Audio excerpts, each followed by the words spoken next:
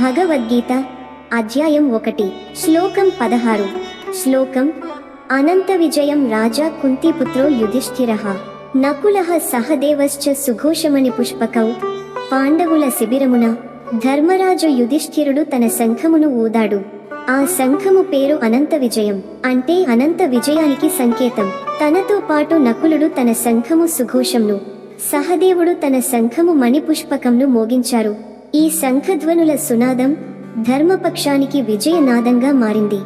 భావార్థం: ఈ శ్లోకంలో పాండవ సేనలోని ముఖ్యులైన యుధిష్ఠిరుడు, నకులుడు, సహదేవులు తాము శంఖములు ఊదటం ద్వారా యుద్ధానికి సిద్ధంగా ఉన్నారని, ధర్మపక్షంలో ఉన్న విశ్వాసాన్ని ప్రకటించటమని స్పష్టమవుతోంది. శంఖముల పేర్లే వారి స్వభావాల్ని ప్రతిబింబిస్తున్నాయి.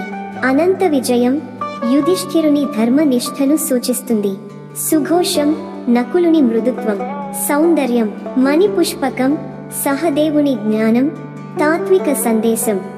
శంఖధ్వని యుద్ధానికి మాత్రమే సంకేతం కాదు, ఆ శబ్దం మనలోని అసత్యాన్ని, అన్యాయాన్ని నాశనం చేసే ధ్వని కూడా. పాండవుల శంఖాలు బాహ్య శత్రువులను కాదు, మనలోని భయాన్ని, ఆశంకను, అహంకారాన్ని గుదుర్చే ధ్వనులు. ఇది ధర్మపక్షపు నినాదం. ధర్మం తోడుంటే అనంత విజయం సాధ్యమే. ధన్యవాదాలు. ఇలాంటి మరిన్ని శ్లోకాలలో దాగిన జీవన సత్యాల కోసం మా ఛానల్ను సబ్స్క్రైబ్ చేయండి.